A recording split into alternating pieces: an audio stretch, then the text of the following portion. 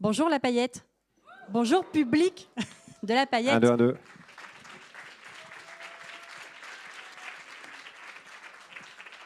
Moi, je viens avec toi, Catel. On sait pas, c'est un peu de l'impro total. On ne sait pas l'ordre de passage, comment ça va se passer. Mais on peut faire un triomphe à Catel, qui est la chef de la paillette, s'il vous plaît.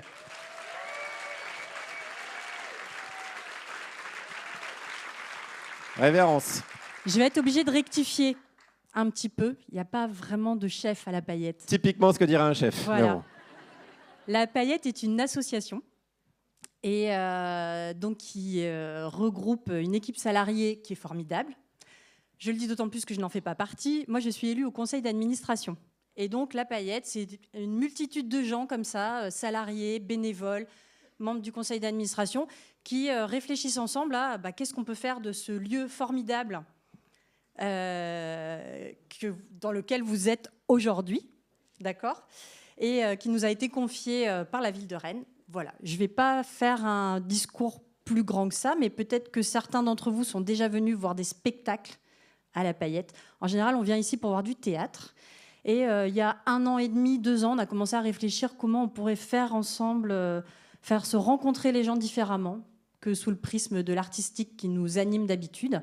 Et est venue l'idée, comme Guillaume était déjà venu notamment Tout à fait. à la paillette, dans des émissions, sur invitation des étudiants de Sciences Po, on s'est dit pourquoi pas organiser, aller de manière très simple et très humble, le premier festival des médias indés en France. Bravo. C'est ouais. historique. Ouais, historique. C'est historique. Vous pourrez dire j'y étais, quoi. C'est ça. Impressionnant. Donc on est ravis de vous accueillir. Profitez bien de ce temps fort, du village. J'espère que vous êtes passé au Lavoir, qui est le 2e lieu de l'association, pour aller rencontrer des journalistes indépendants. En tout cas, nous, on est fiers d'accueillir ici... je ne vais pas les citer parce qu'il y en a beaucoup et que je vais... Il y en a que t'aimes moins, surtout. Non, Tu c'est me pas disais. vrai. Ah, c'est pas vrai. Non, pardon. parce qu'en fait, on n'a que des médias indépendants. Mais il n'y a pas frontière, j'ai vu. Alors, est-ce que c'est un choix éditorial Alors, ou est-ce qu'il n'était pas disponible? Ça, je pense que ça soit une discussion Oui, après. on en parlera. J'étais un peu déçu. Moi, non. Mais... Alors, pardon, oui, j'ai pété l'ambiance. Ouais, bien sûr. Alors, comment ça va s'organiser? On ne sait pas. C'est Chloé, normalement. Est-ce qu'elle est là, Clo? Si. Ça... Hein? C'est pas du Mais tout oui, toi. c'est Louise. C'est Louise, ok. Bah oui, ça, fallait me demander, par contre. Ok, pardon. Alors, je vous résume peut-être. Ah voilà. Là, ce qui se passe là dans la séquence, c'est qu'on va vous présenter 6 enquêtes qui ont marqué l'année 2025, même une qui avait beaucoup marqué en 2023 et 2024. Donc, ça va être des pitchs. Hein, c'est un peu le concours infernal. Résumez votre thèse en 2 minutes. Ça sera 2 minutes. Et puis ensuite, on va voir une interview à front renversé, c'est-à-dire que c'est Guillaume Meurice qui interviewera Julie Lalouette. J'ai froid. Tout à fait. Voilà. Et Louis Plenel. Voilà. Et peut-être je me présente, je m'appelle François Bonnet, je suis président du Fonds pour une presse libre. On veut vraiment énormément remercier l'équipe de La Paillette, puisque quand ils ont décidé de prendre cette initiative formidable d'organiser ce premier festival des médias indépendants, ils nous ont appelés pour nous demander si on était intéressé pour participer à l'organisation de ce festival. Et on l'était, bien évidemment. Voilà, et on est très content aujourd'hui de pouvoir vous proposer toutes ces rencontres, vous proposer surtout de rencontrer les journalistes de ces médias indépendants. Hein, on est beaucoup à travailler sur le numérique. Beaucoup de médias indépendants sont numériques. Pas mal aussi sont sur papier. Ce qui est difficile sur le numérique, sur le virtuel, c'est évidemment de construire du réel. Et il faut absolument, surtout dans ces sombres temps, être en mesure de se rencontrer, de se parler, d'échanger ensemble entre nous, journalistes, et notre public.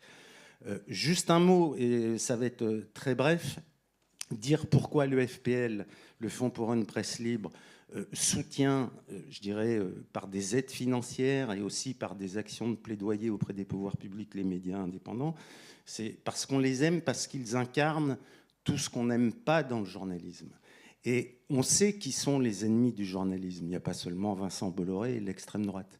Les ennemis premiers du journalisme, c'est le conformisme, c'est la pensée unique, c'est le cercle de la raison version Alain Minc, c'est le journaliste assis, c'est les automatismes de pensée, c'est l'incapacité à aller sur le terrain, c'est l'ignorance de la société, c'est la façon dont on privilégie en permanence le commentaire sur simplement la collecte de faits et d'histoires.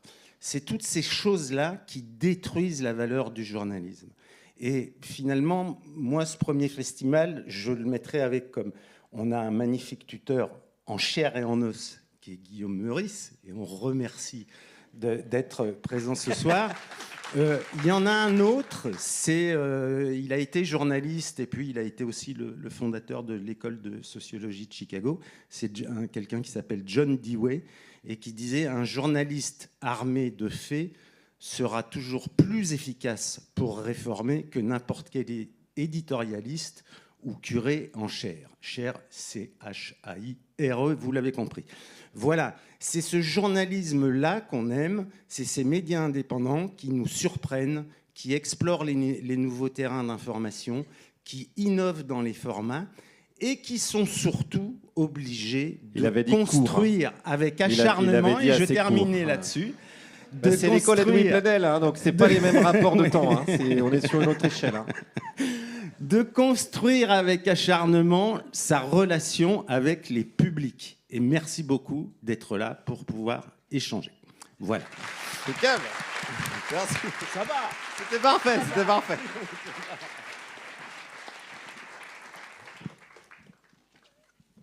Tu veux raconter Ah non, je dis plus rien. J'ai trop parlé. Bon. Je l'ai censuré. C'est la première fois de ma vie que je censure quelqu'un. C'est hyper agréable en fait. Merci à tous et toutes d'être là. On va vous présenter quelque chose de très rigolo qui est en fait des pitchs comme dans la Startup Nation, sauf que nous ne sommes pas la Startup Nation. En fait, je me suis dit que j'allais dire une citation de la journaliste Séverine qui dit quelque chose de très intéressant, qui dit « Ce ne serait pas la peine d'avoir vu tout cela pour ne pas jeter un cri de vérité et de justice ». Voilà, c'était un peu l'idée, parler de ces enquêtes de journalistes brillants et brillantes qui vont présenter en moins de 2 minutes, même 2 minutes tout pile, leurs enquêtes. Et je m'arrête là et je vais les laisser parler. On va lancer la musique parce que une cérémonie d'ouverture ne serait pas une cérémonie d'ouverture sans musique, sans discours et sans personne qui coupe les discours comme au César avec de la musique. Sauf que là, ce ne sera pas de la musique classique, mais notre cher musicien à tous et toutes, Bad Bunny. Donc voilà. Car c'était très important pour nous de mettre ceci en valeur, car Bad Bunny est, je pense vous le savez tous et toutes, un musicien qui est en résistance en fait finalement, et donc je pense que c'était une des meilleures solutions de cette musique-là en petit clin d'œil. Voilà, donc la musique peut se lancer et on va entamer avec Antoine Champagne de Reflet.info qui a fait une enquête sur les dry leaks. Bonjour.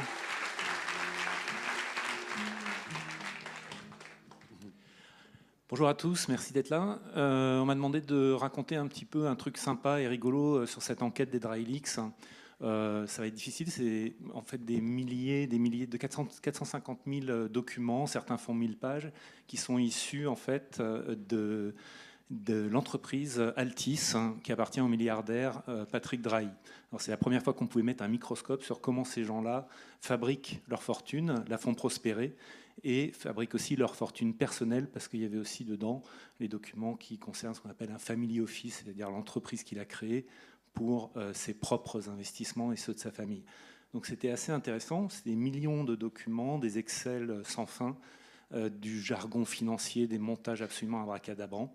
Et au milieu de tout ça, pour nous détendre, parce qu'on a travaillé avec Blast et Street Press pendant 1 an et demi à 6 journalistes, et parfois c'était vraiment un petit peu barbant ces sujets. Et au milieu de tout ça, un mail, Patrick Drahi écrit à la personne qui s'occupe de sa conciergerie. Parce qu'un milliardaire, quand il se déplace, il faut réserver le jet, il faut ouvrir le penthouse à New York, il faut remplir les frigos, il faut mettre le bon dentifrice dans la salle de bain, et donc il y a quelqu'un qui s'occupe de tout ça. Et il lui écrit un mail, il lui dit j'ai dîné chez les machins à Zermatt où il habite, enfin où c'est sa résidence principale, et c'était génial. Les filles qui servaient était habillée en robe tyrolienne. Alors, je ne sais pas si vous voyez un peu Heidi, je ne sais pas si vous avez la ref. C'était génial. Je veux les mêmes pour les filles à la maison quand elles servent. Et au passage, achetez-en une pour ma femme.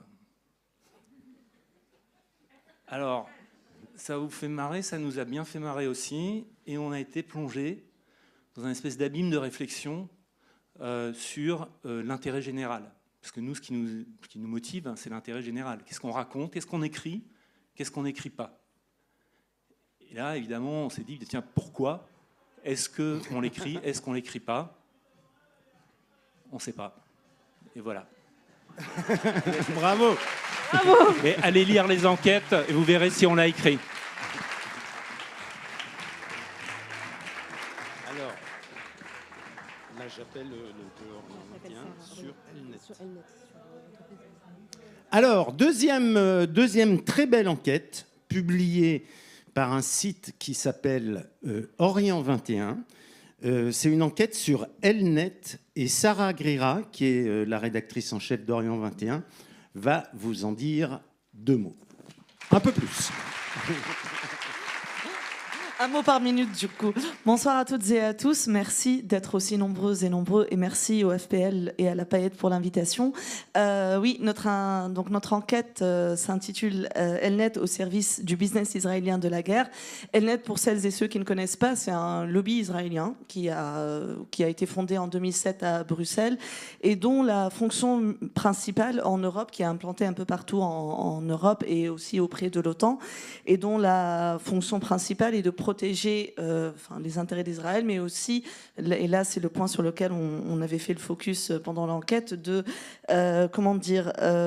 rapprocher des responsables politiques et de défense français et européens des industries de défense israéliennes, dans le but en fait de mieux vendre les armes israéliennes en Europe. Et ils font ça en organisant des rencontres en fait entre ces différents responsables, en payant des voyages tout frais payés à des députés et des responsables politiques, type par exemple Aurore Berger quand elle était députée, et pour certains, notamment pendant le génocide à Gaza, et tout ça, donc comme je disais, pour vendre des armes qui ont le label la preuve par le sang, c'est-à-dire qu'ils ont été des armes qui ont été testées sur les Palestiniens et notamment durant le génocide à Gaza et qui ont fait leurs preuves là-bas pour être ensuite vendues en Europe dans le contexte qu'on connaît. Ça, c'est plomber l'ambiance, du coup. Pourquoi, en fait, très rapidement, nous, à Orient 21, on voulait publier cette enquête, c'était important pour nous. 2 raisons principales qui, pour nous, font un peu, notamment l'ADN d'Orient 21. La première, c'est l'information sur le temps long. Dans un moment, dans une période où, en fait, on est dans la fast news, où aujourd'hui, on vous parle d'une info qu'on va oublier la semaine prochaine, au hasard, le Venezuela, tout le monde s'en fout maintenant, qu'est-ce que c'est devenu et qu'est devenu Maduro ou autre. Nous, on tient à l'information sur le temps long. Et donc, par exemple, Elnet, on en a parlé en 2021 déjà dans une enquête de Jean Stern et on en reparle aujourd'hui. La deuxième chose, c'est toujours pour rappeler aux gens ici que dans ces régions qu'on dit lointaines, ce qui se passe là-bas nous concerne ici et le rôle que joue Israël là-bas et comme son industrie de défense et d'armement, on est une des preuves. Merci.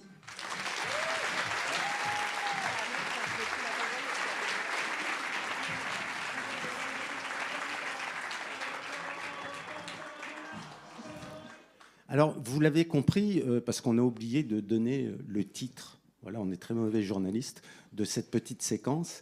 Et comme titre, on avait choisi tout bêtement sans eux, c'est-à-dire sans ces médias indépendants, vous ne l'auriez jamais su. Vous n'auriez jamais rien su du détail de la fortune de Patrick Drahi et de tout ce que vient de dire Sarah et de tout ce qui va suivre. Chloé ? Et bien maintenant, j'appelle sur scène pour cet exercice terrible de 2 minutes Mathias Destal, rédacteur en chef et cofondateur de Disclose, avec une enquête sur la reconnaissance faciale de la police. Raconte-nous tout, Mathias.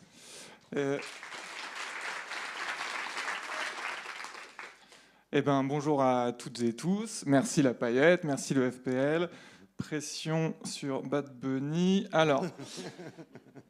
J'ai écrit du coup. C'est parti là, ça compte là. Bonjour tout le monde. À Disclose, il y a un sujet qui nous tient particulièrement à cœur, c'est la surveillance. la surveillance de l'espace public, des milieux militants et activistes, des journalistes. Et dans ce petit monde merveilleusement menaçant pour nos libertés, il y a une technologie qui capte notre attention depuis quelques temps en particulier, c'est la reconnaissance faciale. La reco-faciale, comme on dit nous, c'est la technologie de surveillance la plus intrusive qui soit. En gros, une machine sur la base de votre visage, couleur de peau, taille des oreilles, du nez et autres, parvient à vous retrouver dans une foule ou à obtenir des infos personnelles sur vous en croisant votre photo avec des fichiers de police, par exemple. En France, la reco-faciale est ultra réglementée. Ça doit seulement servir dans des enquêtes sérieuses avec des criminels dedans, à la base. Eh bien, figurez-vous que ce n'est pas du tout comme ça que ça se passe. On a découvert à Disclose que tous les policiers et gendarmes français reçoivent à la sortie de leur formation un téléphone de service, le Néo, équipé d'un outil de reconnaissance faciale. Et ça fait 4 ans que ça dure. 4 ans que des policiers non habilités se servent de cette application en toute illégalité. Il leur suffit d'avoir une photo de vous, de la charger sur le téléphone. Ensuite, la machine se branche à un gigantesque fichier de police, le TAJ, traitement des antécédents judiciaires. Et hop, si vous y êtes, elle donne accès en un instant à un tas d'infos sur vous, nom, prénom, numéro de téléphone, adresse, voire orientation politique, sexuelle, appartenance religieuse. Dans ce fichier, le TAJ, il y a plus de 9 millions de photos de mise en cause dans une enquête. C'est-à-dire que dans la salle, il y a forcément des gens qui ont leur trombine dans le TAJ. Si vous avez été arrêté en état d'ivresse sur la voie publique, vous êtes dedans. Si vous avez été arrêté en marge d'une manifestation contre Vincent Bolloré, vous y êtes aussi. Donc, avec une photo, les forces de l'ordre peuvent savoir beaucoup de choses sur vous, et du coup, ils ne se gênent pas pour s'en servir. Hop, hop, hop, hop, hop, j'avais plein de choses à dire. En tout cas, la CNIL s'est saisie de l'info, qui est sortie là toute récemment, elle va mener une enquête dessus. Le ministère de l'Intérieur, avant la personne de Laurent Nunez, a pris la parole au Sénat, alors qu'il ne nous avait pas répondu à nous, pour dire à une sénatrice, je vous le dis, cette pratique n'est pas légale, donc il n'y a aucune raison que je la cautionne, je la dénonce, elle n'est pas légale. Vous imaginez bien qu'on ne va pas en rester là, on continue à enquêter, et pour ça on a besoin de vous, parce que Disclose est financé uniquement par le don, et c'est que grâce au don qu'on enquête. Merci beaucoup. Bravo Mathias, merci. Et bon, l'exercice est très frustrant, mais c'est pour vous donner envie d'aller lire ces enquêtes. Et là, c'est une enquête qui a été publiée il y a quoi ? Il y a 3 semaines ? Il y a 3 semaines seulement. Vous allez sur le site de Disclose, c'est en accès libre, vous la lisez, et voilà. Et après, vous écrivez au ministre de l'Intérieur, s'il vous plaît. Alors, prochaine enquête, sans laquelle nous ne l'aurions pas su. Elle va vous être présentée par 2 journalistes du collectif Hors Cadre. Le collectif Hors Cadre, c'est des journalistes pigistes indépendants qui se sont regroupés pour mieux travailler ensemble. Et donc, j'appelle Fanny Marlier et Rosane Le Carboulec. Et Elsa Sabado. Et Elsa Sabado, pardon. Alors, vous êtes 3. On se sépare très rarement. Décembre 2024, la salle de l'Olympia est pleine à craquer. Dans la salle, il y a beaucoup de gens avec des cheveux gris, des foulards autour du cou. Et puis, les enchères grimpent, ça monte. 100 €, 200 €, 500 €, 1000 €, 5000. Il y a un peu une certaine ferveur qui gagne la salle. Au total, il y a plus d'1 million d'euros ce soir-là qui seront collectés pour une dizaine d'associations. Les lauréats, pour la plupart, sont des associations conservatrices spécialisées sur l'éducation, la fertilité, les spectacles historiques. Cet événement s'appelle la Nuit du bien commun. C'est un gala caritatif, une soirée caritative cofondée par Pierre-Édouard Stérin, un milliardaire exilé fiscal en Belgique, pro-Trump, anti-avortement. Et ce soir-là, nous, on s'est auto-surnommé les Quadricolors. La 4e n'est pas là, et elle nous manque beaucoup. Les Quadricolors, c'est un peu les Totally Spice de la pige. C'est-à-dire qu'on est des journalistes indépendantes et surtout précaires. Mais derrière nous, on a un gang qui s'appelle le collectif Hors Cadre. Et quand on a vu passer l'appel à projet du Fonds pour une presse libre, nous, on était dans la salle et on s'est dit, c'est le projet parfait, parce qu'on a besoin d'enquêter à plusieurs pour passer je citerai ma collègue Elsa Sabado, de l'anecdote au système.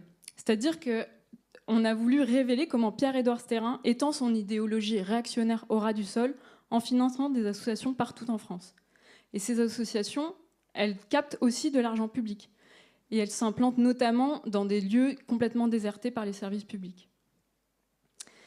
Et donc, pour ce projet, on a enquêté pendant 1 an pour un projet de 12 enquêtes publiées dans différents médias indépendants. On était 10 journalistes, donc vous pouvez nous lire dans Basta, dans Reporter, dans La Déferlante, dans Arrêt sur Image, Médiacité.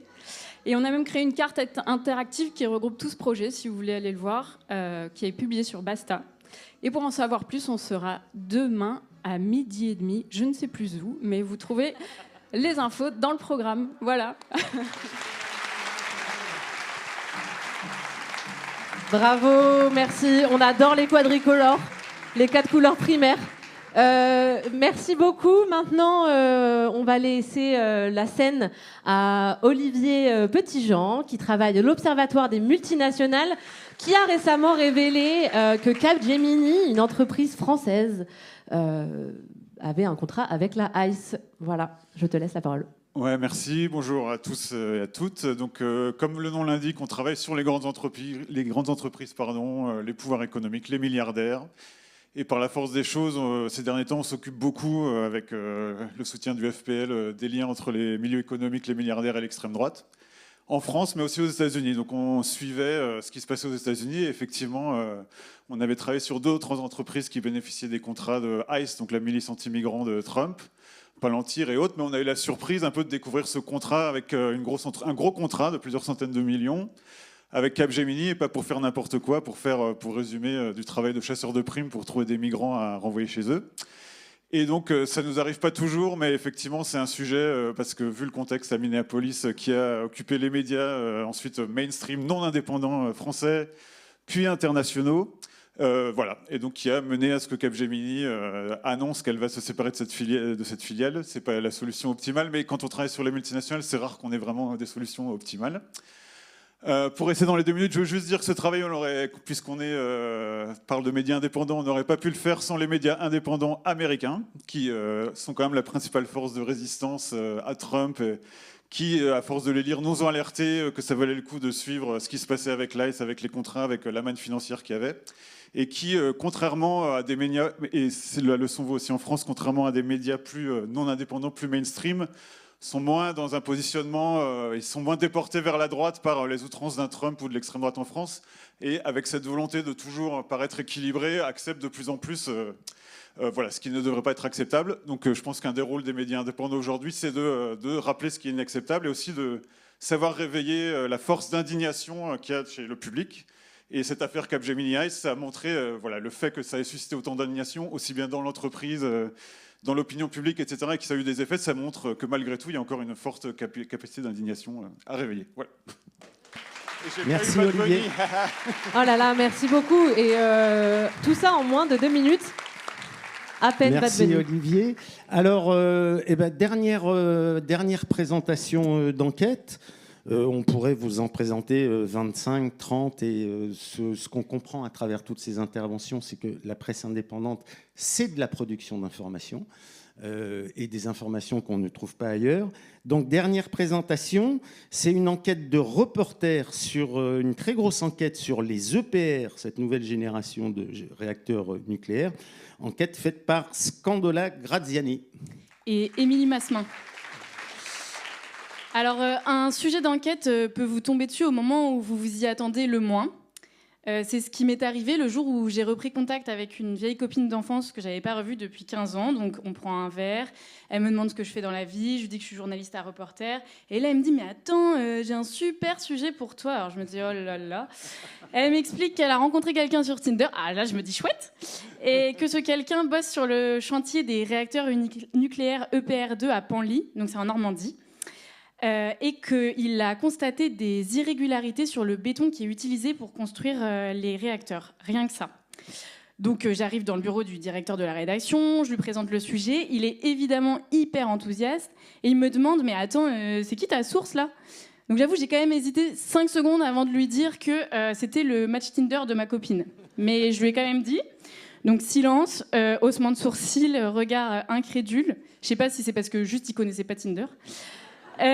Pour témoigner de mon sérieux, j'ai quand même fait venir la source à la rédaction et comme tout bon lanceur d'alerte qui se respecte, cette personne a amené une énorme liasse de documents avec elle. Et c'est ici que commence évidemment la partie moins fun de l'enquête. J'ai dû éplucher un à un tous ces documents, inspecter chaque ingrédient du béton qui allait servir à construire ces nouveaux réacteurs. Donc une tâche un peu anxiogène. Au bout de 15 jours, me revoilà dans le bureau du directeur de la rédaction et il a toujours le même regard incrédule, mais cette fois-ci, c'est à cause de ce que je lui annonce. Le béton défectueux n'est pas seulement prévu pour construire les digues des réacteurs comme on le pensait au début. En fait, il va servir à faire l'îlot nucléaire, donc là où se trouvent les réacteurs. Autant vous dire qu'à ce moment-là, c'est Tchernobyl dans ma tête. Avec ma collègue et co-enquêtrice, on appelle l'ASNR, c'est le gendarme du nucléaire, pour leur expliquer la situation et aussi parce que c'est c'est une des seules agences indépendantes qui protège les lanceurs d'alerte. La SNR découvre le problème au moment de l'appel. Elle décide de mener une inspection en urgence sur le chantier et exige des garanties pour la qualité du béton. Et l'affaire sortira chez Reporter et Mediapart, comme quoi la sûreté nucléaire peut tenir à un match Tinder. Bravo, bravo. Comme quoi vous voyez à quel point... Enfin, c'était... Alors, Chloé, je crois qu'on déborde déjà l'horaire. Ouais, on non déborde déjà. Ah bon J'ai pas l'impression. Alors, on va laisser tout de suite la parole pour cette discussion entre Guillaume Meurice, Edoui Plenel et Julie Lalouette-Geffroy. Tout à fait. Merci beaucoup. Bravo, on peut les applaudir bien fort. Abonnez-vous à la presse indépendante.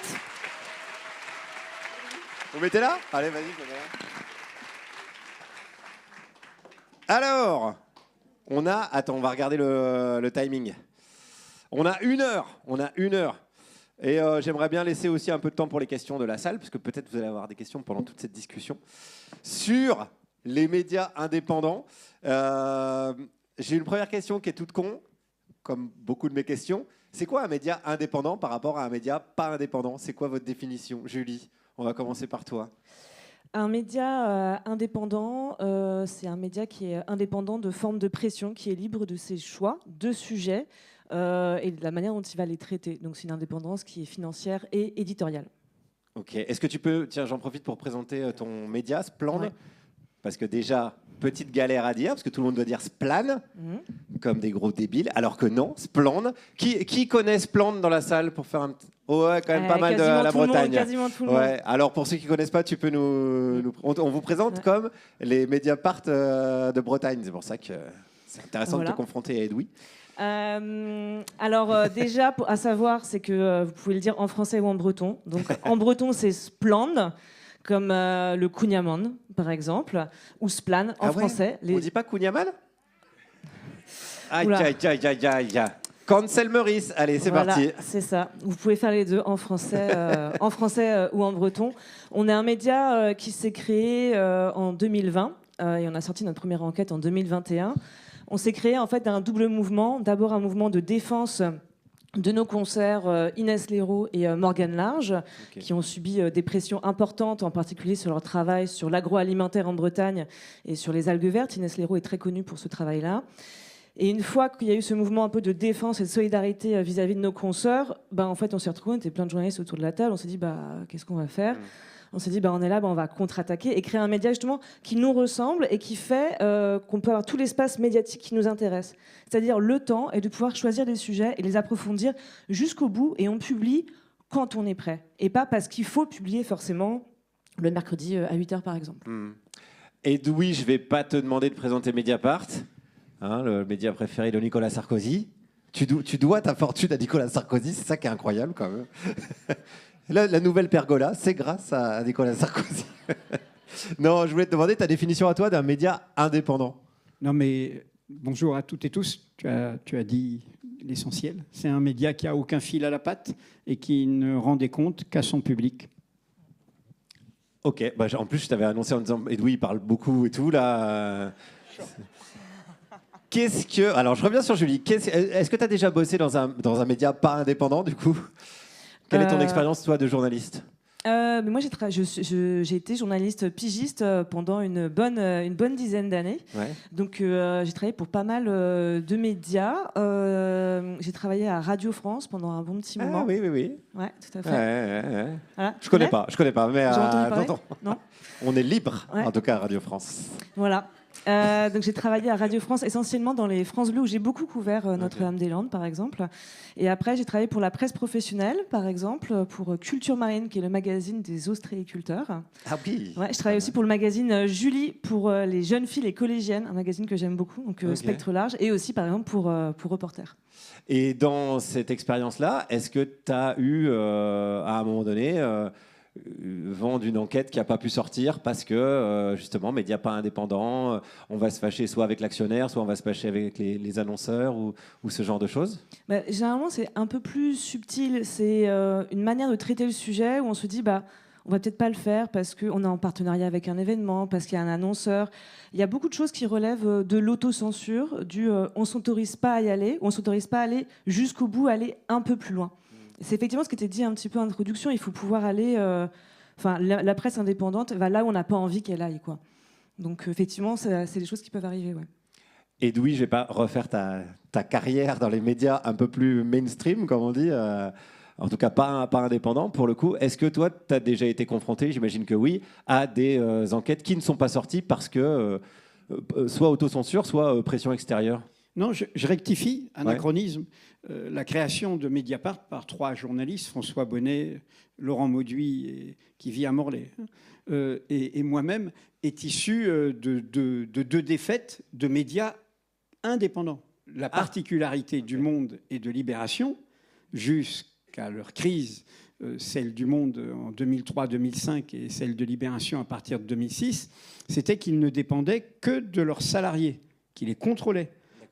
La société civile des personnels de Libération, la société des rédacteurs du Monde. Et donc, nous sommes issus de crises. Par exemple, dans le cas du Monde, où j'ai travaillé 25 ans, à un moment, on a dit, si vous acceptez ça, le journal va être vendu. Et nous avons perdu. Ouais. Et du coup, nous avons pris nos responsabilités. Du coup... si vous acceptez quoi, par exemple? En l'occurrence, un actionnaire extérieur qui est rentré. Okay. Voilà. Et évidemment, à l'époque, y compris la crise provoquée à l'époque en 2003, c'est que le Monde éditorialement dérangeait tout le monde. Il était réellement indépendant par son travail éditorial.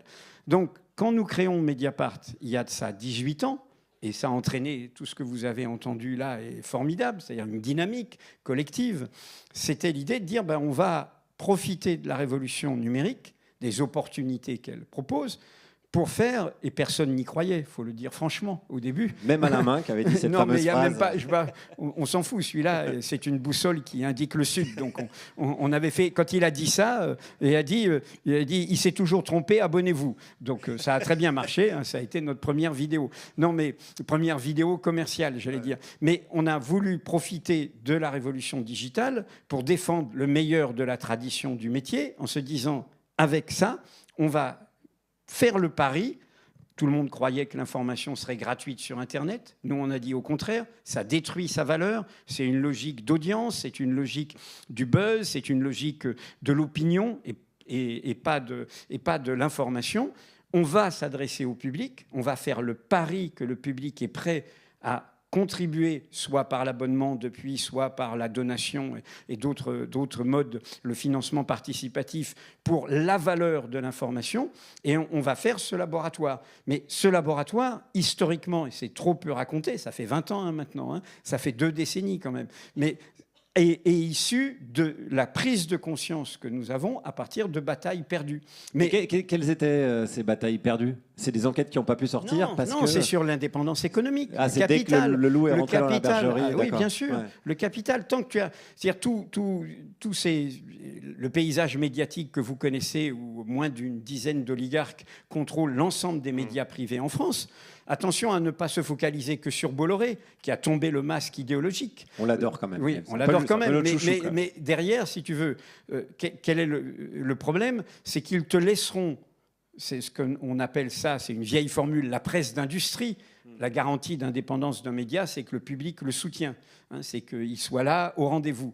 Alors, la presse, en sens, il y a un modèle économique qu'il faut trouver, qui permet de survivre. Mais la presse d'industrie, vieille formule du fondateur du Monde, Hubert Beuve-Méry, c'est quand des intérêts rentrent, ils te laissent faire ton travail tant que tu ne déranges pas leurs intérêts, tant que tu ne déranges pas les intérêts de ceux qui servent leurs intérêts.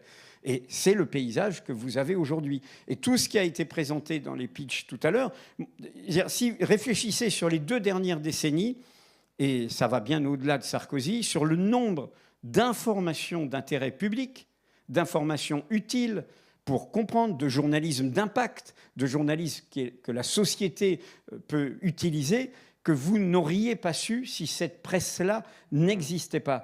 C'est là. C'est dans cette presse indépendante que ça sort. Et on pourrait multiplier les exemples, car toutes les semaines, il y en a. Là, ce qui a été rappelé là, dans les pitchs, ce sont des nouvelles qui sont sorties ces derniers mois. Et Julie, ça pose la question du modèle économique. Splend, comment vous avez... Est-ce que vous avez trouvé votre modèle économique, votre équilibre? Comment on fidélise des lectrices et des lecteurs? Alors, notre modèle économique, c'est le don.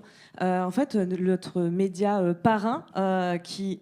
du coup n'est plus là, c'est Disclose, où on est sur un financement par le don, avec une idée justement d'un média là, qui est accessible gratuitement. Et ça marche super bien.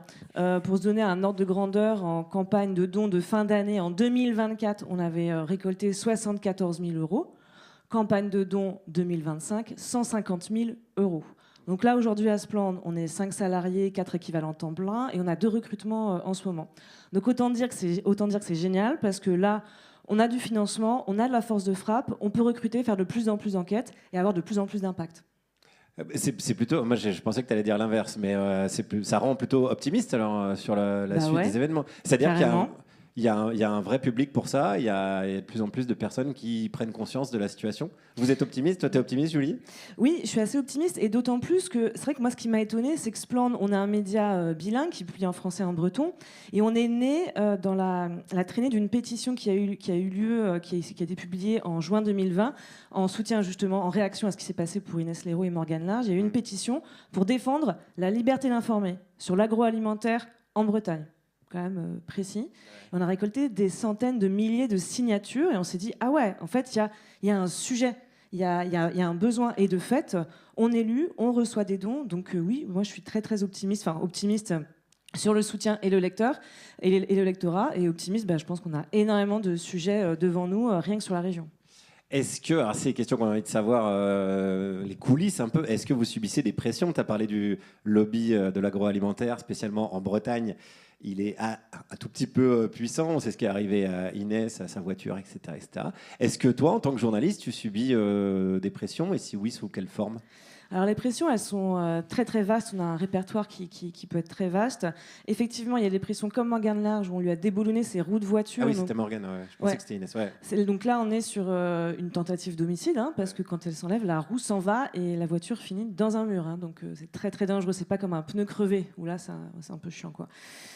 Et donc dans le panel, on peut avoir des pressions qui vont d'un SMS en disant « ce que vous avez publié, c'est vraiment n'importe quoi, je vous mets un procès pour diffamation ». Il y a évidemment la procédure juridique. Il y a aussi les intimidations qu'on pourrait mettre sur l'idée de décrédibiliser les journalistes et le média. Parce que, un des enjeux, c'est de faire taire, c'est qu'il y ait silence. Et un des moyens de le faire, c'est que l'émetteur, le journaliste par exemple, reste silencieux. Donc de le décrédibiliser. Donc de dire qu'un journaliste est militant, que c'est un journaliste. Et là, je vous donne un exemple concret. Un des journalistes de Splend qui s'appelle Nicolas Legendre, qui a reçu le prix Albert Londres pour son travail Silence dans les champs, ancien correspondant du Monde, a été qualifié par justement un lobbying breton de journaliste de la post-vérité, d'ultra-gauche, et qui était en croisade personnelle pour la fin de l'agriculture en Bretagne. Donc là, on est sur une stratégie de décrédibiliser le journaliste, mais aussi de décrédibiliser le média. Ainsi, Maël de Calan, le président du Finistère, a qualifié Splend en fin d'année dernière de blog d'extrême gauche, alors que l'on faisait une enquête sur sa politique RSA. Donc on est vraiment sur cette stratégie de faire taire les journalistes, de les décrédibiliser. Mais ce que je voudrais dire, c'est qu'avant tout, c'est les journalistes qui... Là, c'est nous qui prenons la parole. Mais les personnes qui prennent le plus de risques, qui s'exposent, ce sont les sources. Ce sont elles d'abord qui subissent les pressions.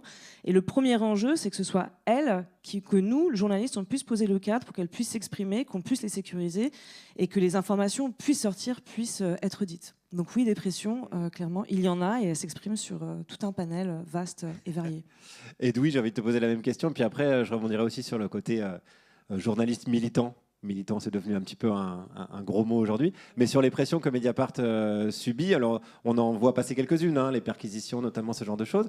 Est-ce qu'il y a des choses plus insidieuses? Mais je vais te répondre, mais je voudrais rebondir sur, Rebondis. sur quand tu as demandé l'optimisme. En fait, et François Bonnet l'a dit tout à l'heure, tout ça est issu aussi d'une bataille au cœur de notre profession.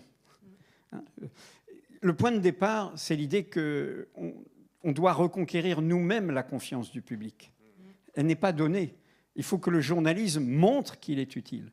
Il ne faut pas être comme des sénateurs tranquilles avec un corporatisme, une prétention comme ça.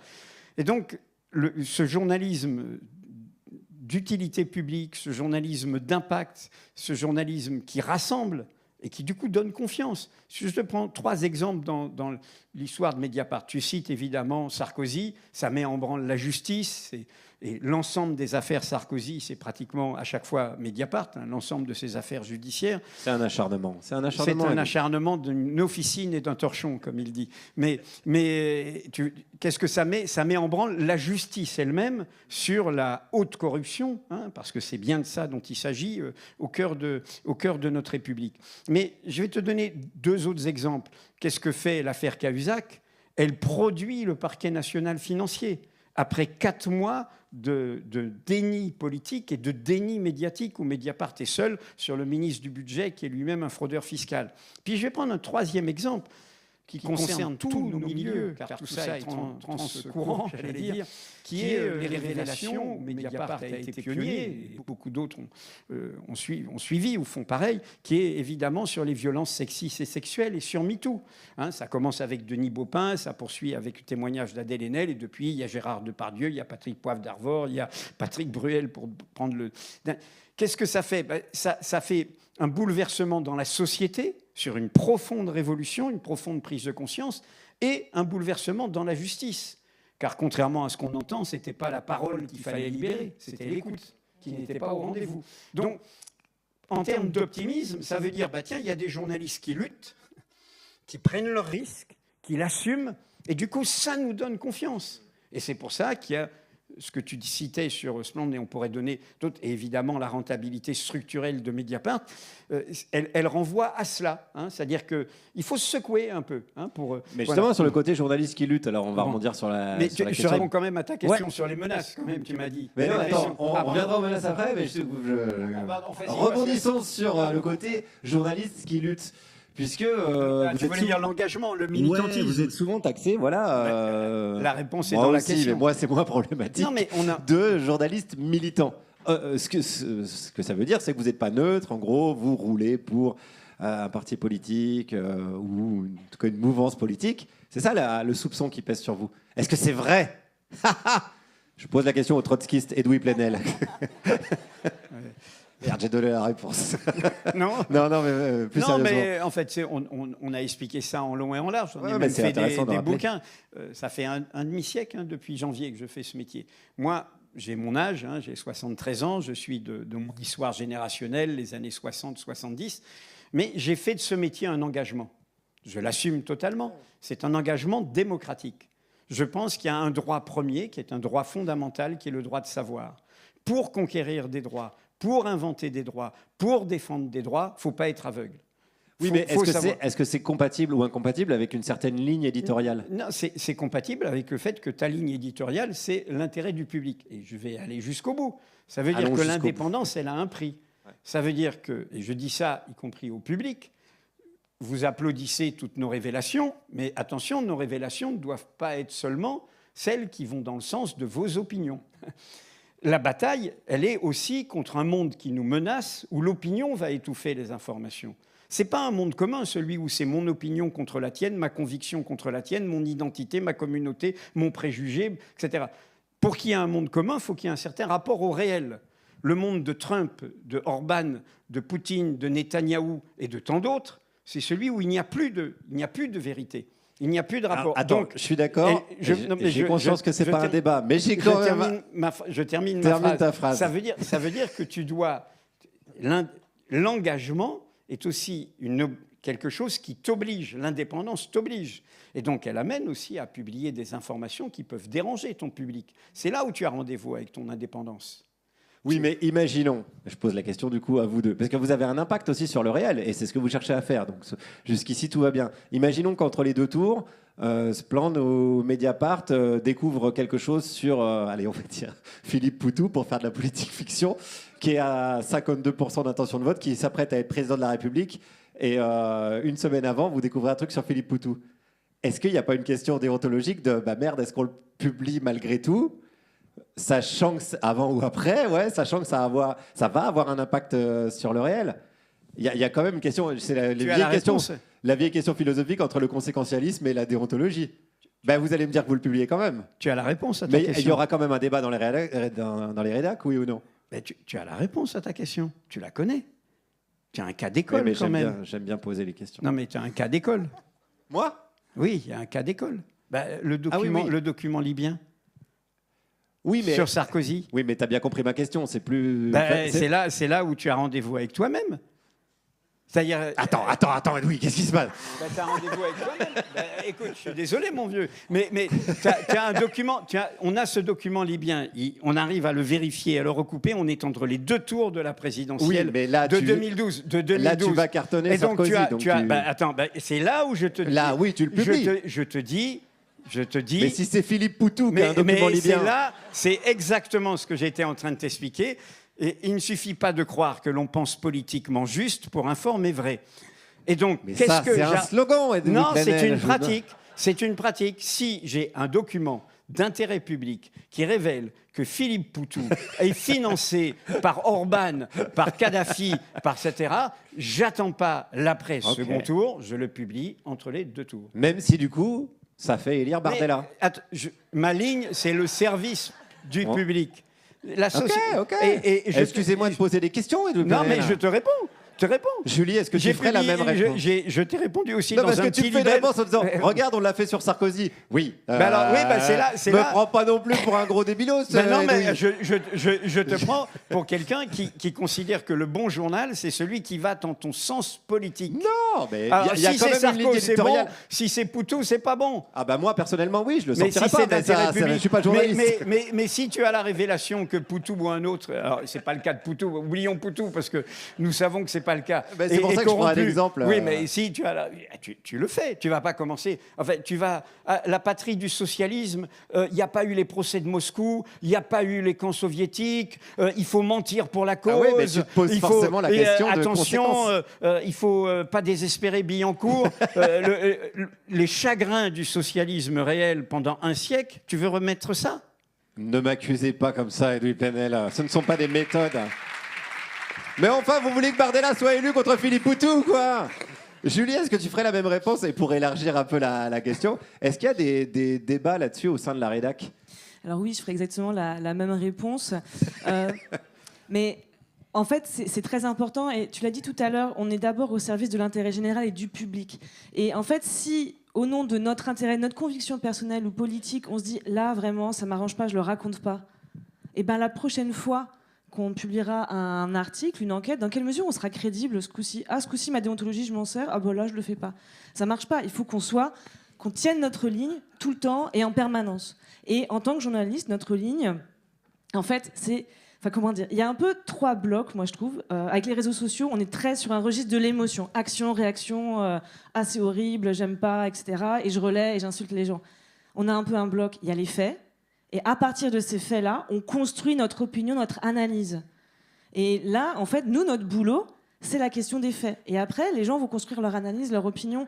Et s'il y a des choses qui ne vont pas dans le sens qu'on aimerait, bah tant pis. En fait, notre travail, c'est le réel. Quand on parlait, d'ailleurs, à l'émission, là, juste avant, ça parlait journalisme. Et comme dans les présentations, là, tout à l'heure, il y a les journalistes de terrain et il y a les journalistes de commentaires. Il y a tous ceux qui vont rencontrer les gens. Ça coûte cher d'aller rencontrer les gens, les frais de transport, etc. Ça prend du temps, ça prend de l'écoute.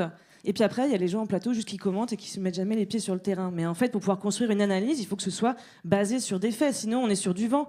On brasse de l'air et au final, on dit rien.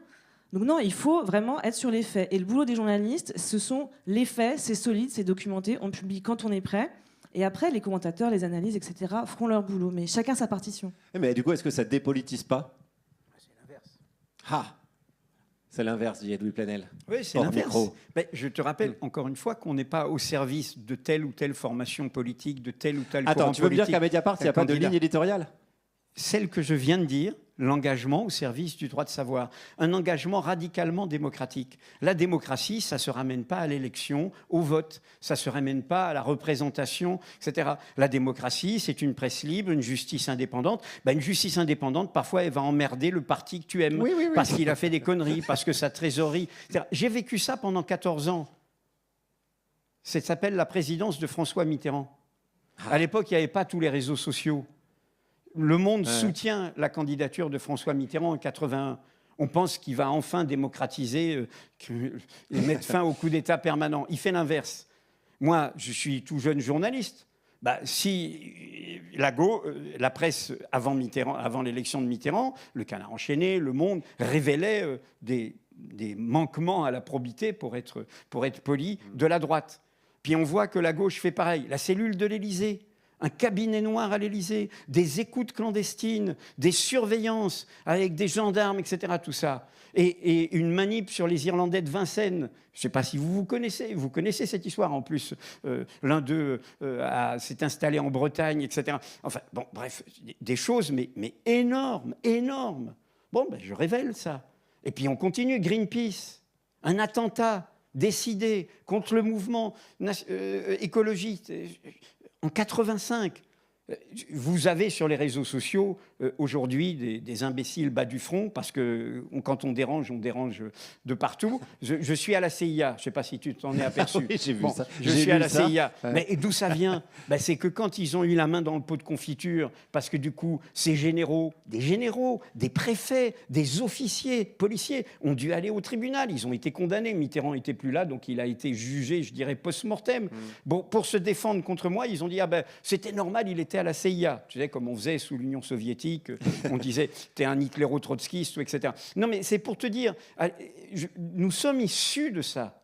Le journalisme que nous défendons, il est issu aussi d'expériences précédentes, où on s'affrontait aussi à un monde politique. On est en terre à l'époque du socialisme mitterrandien breton qui existait, vous le connaissez, et qui disait, faut pas emmerder le vieux, faut pas emmerder la présidence du Mitterrand, on a voulu, etc. Vous faites le jeu de la droite. Non, on fait... Et c'est comme ça qu'on sauve le futur. Aujourd'hui, quand je dis ça, tout le monde est conscient que le bilan désastreux par rapport aux 14 ans de Mitterrand, même si parfois on peut se dire que ça avait une haute hauteur de vue que ce qu'on vit aujourd'hui, néanmoins, en termes de ce que ça a légué, de ce que ça a transformé le Parti socialiste, tu peux faire tout le bilan que tu veux, tu te dis quand même, au moment du décès de Jospin, on s'est rappelé quand même comment il y a eu des occasions manquées, tu te dis que les journalistes qui ont pris leur risque à ce moment-là, ils ont sauvé des choses, ils ont sauvé des principes. Et ça, c'est ça qui fait que les gens ont confiance. Et tu l'as très très bien dit. Si tu dis à un moment, là je mets ça de côté pour des raisons qui n'ont rien à voir avec mon métier. Je sais ce que tu veux dire. Mais je veux dire, la confiance peut-être, est-ce qu'elle ne vient pas aussi du fait d'assumer une ligne éditoriale en disant, nous on pense plutôt ça. Ça ne veut pas dire qu'on va enquêter seulement sur le camp d'en face ou je ne sais quoi, mais on assume d'où on parle. Est-ce qu'il y a ça à se plaindre, par exemple ou... Comme de Encore, en fait, quand je dis, pardon, pour préciser ma question qui était peut-être mal posée, mais quand je dis est-ce que ça dépolitise pas, c'est-à-dire qu'à vous entendre, parfois, j'ai l'impression que vous dites les faits, rien que les faits, dès qu'on a connaissance de faits, on enquête et on pose ça dans le débat public et démerdez-vous. Ça veut dire que vous vous souciez pas des conséquences. Vous dites, peu importe le timing, peu importe, c'est juste les faits, rien que les faits. C'est ça ma question. Alors, non, effectivement, c'est pas... Il n'y a pas la question en interne de est-ce qu'on publie ou on ne publie pas. La question, c'est comment est-ce qu'on publie. Sur la question de la ligne éditoriale, de nombreux médias publient leur ligne éditoriale un peu comme sous la forme d'un manifeste. C'est-à-dire, qui sommes-nous, d'où est-ce qu'on parle et qu'est-ce qu'on fait. C'est le cas, par exemple, de Splend, où notre ligne éditoriale est publique. Elle est sur notre site internet. Après, la question qu'on se pose, nous, ce qu'on veut, c'est effectivement, on est sur l'intérêt général et on veut agir sur le débat public. Donc le but, c'est vraiment d'amener des faits dans le débat public et que ça bouge, que ça secoue. Donc pour que ça secoue, il ne s'agit pas juste de les poser. Il faut pouvoir dire, pour que ça secoue, il faut dire aux gens que ça peut intéresser, venez voir les faits et venez secouer le débat public. Ce qui fait que quand on publie, on est sur une logique quasiment stratégique. Moi, quand on publie une enquête, on appuie sur Enter et en fait, si on veut que ce soit lu, il faut bien faire en sorte que ce soit lu. Donc il faut aller chercher les gens, il faut adresser les enquêtes. On travaille avec d'autres médias, on publie sur différents supports. Donc c'est à ça qu'on réfléchit. Donc évidemment, de toute manière, faire du journalisme, c'est quelque chose de politique. Le journalisme, c'est un des piliers de la démocratie. Donc déjà, à partir de là, on est en plein dans le champ politique. Après, la question, c'est on peut publier sa ligne éditoriale en disant de gauche, de droite, on a un prisme environnemental, économique et ainsi de suite. Et c'est ça qui est important. Par exemple, quand l'extrême donner. droite, quand il y a eu le risque de l'extrême droite aux législatives, et ça risque d'arriver encore à nouveau, est-ce qu'un média tel que les vôtres peut dire, nous, on se définit contre l'extrême droite? Parce que eux vont dire, du coup, vous êtes un média militant. En fait, je trouve que c'est ça la difficulté du moment. Quand tu es radicalement démocratique, tu es forcément opposé à l'extrême droite. Ouais, mais eux, alors vous m'obligez à défendre l'extrême droite. Vous faites chier. Tu vas avoir du mal. Eux vont te dire ça. Eux vont te dire pas du tout. On est dans le champ démocratique et on a des députés. Ils sont dans le champ électoral. Ils ne sont pas dans le champ démocratique. Ils sont dans le champ électoral. Est-ce que c'est pas une astuce de rhétorique de dire Mais non, c'est pas une astuce de rhétorique. Je veux dire, ils veulent imposer la préférence nationale. Ça viole les droits fondamentaux. Ok.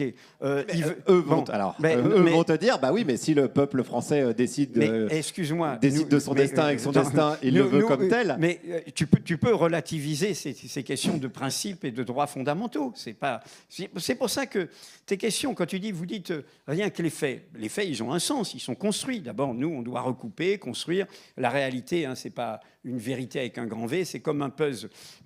Et on leur donne du sens. Et après, le débat est ouvert. D'ailleurs, on est tous des médias participatifs, donc on peut discuter, etc. Mais tu ne peux pas... je veux dire, c'est vraiment... Et c'est là où on est au cœur d'un débat sur qu'est-ce que c'est qu'une culture démocratique. Une culture démocratique, c'est pas uniquement t'arranger avec le réel qui va dans le sens de tes opinions.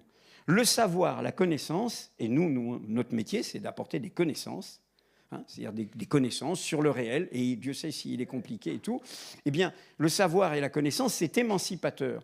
Ça t'oblige à penser contre soi-même, ça t'oblige à te bousculer. J'ai pris l'exemple de MeToo.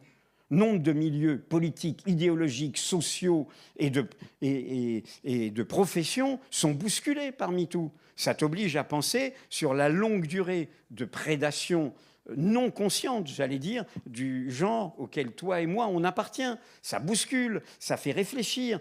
Et tous nos droits ont commencé comme ça. Et donc, ce journalisme, a été cité Séverine tout à l'heure. Je ne sais pas si tout le monde voit qui est Séverine. Elle a été la disciple, j'allais dire, de Jules Vallès. Elle a travaillé au premier journal, La Fronde, qui était un journal fait entièrement par des femmes. Et elle a pensé contre elle-même. Quand je te dis penser contre elle-même, il faut savoir que l'antisémitisme, à l'époque, comme les préjugés islamophobes aujourd'hui, pouvaient être très partagés.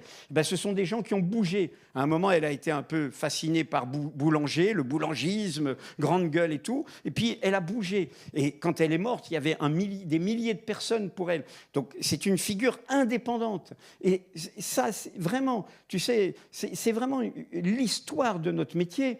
Dire bêtement la vérité bête, ennuyeusement la vérité ennuyeuse, tristement la vérité triste, c'est une formule de Charles Péguy.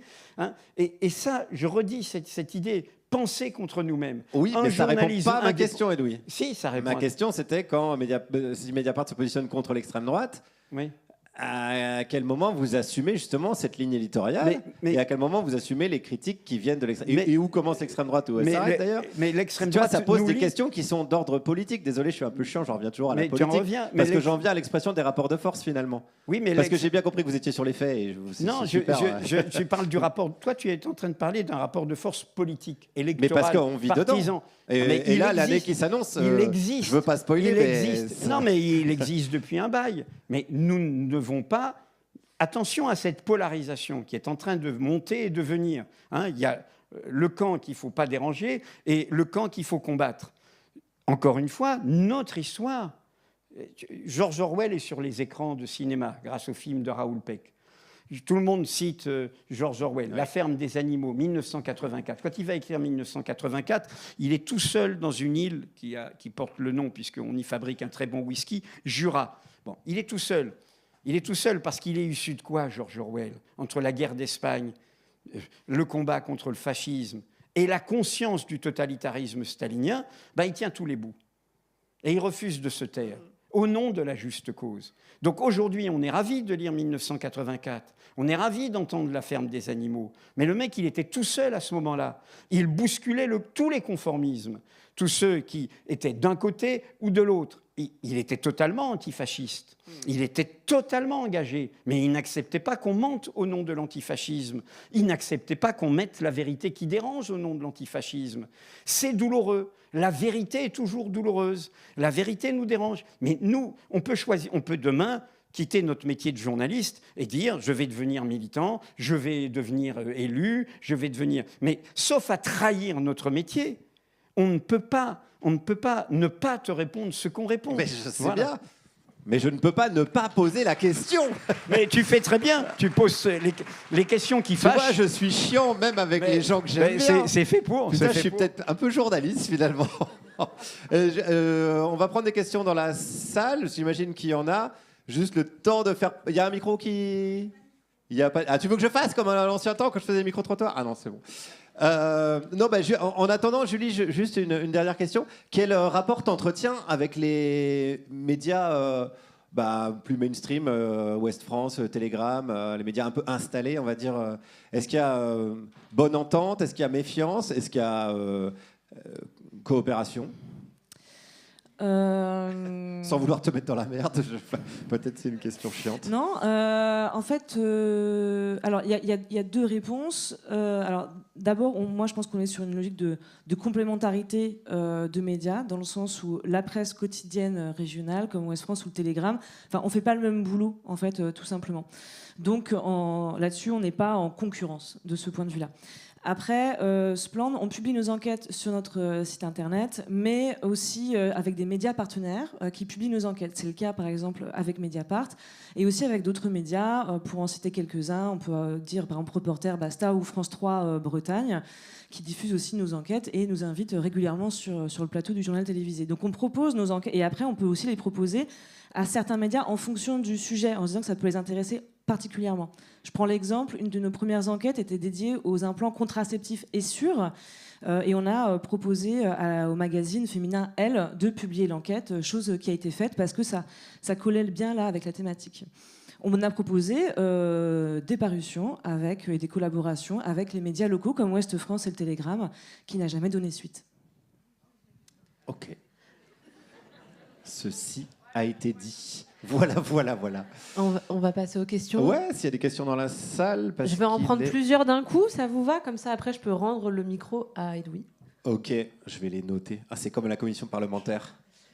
Alors, est-ce que tu es vraiment Charles Aloncle, finalement? Il est fascinant, Charlie. Bonjour, j'avais une question auquel vous ne pourrez peut-être pas répondre, mais je la tente quand même. Comment vous classez le monde diplomatique? Ok, monde diplo. Attends, je peux te demander de préciser ta question? C'est-à-dire, moi j'ai pas compris, mais comment tu classes où? Indépendant ou pas? Pas indépendant, oui, j'imagine, mais sur la ligne éditoriale, sur dire la profondeur des enquêtes. Ok. Une question pour Edwy Plenel. Par rapport à toutes les pressions que vous avez pu subir, est-ce qu'il y en a une qui aurait pu faire tomber Mediapart ou vous n'avez jamais été inquiété? Est-ce qu'il y a une autre question? Encore deux, et après ça fera beaucoup. Sinon.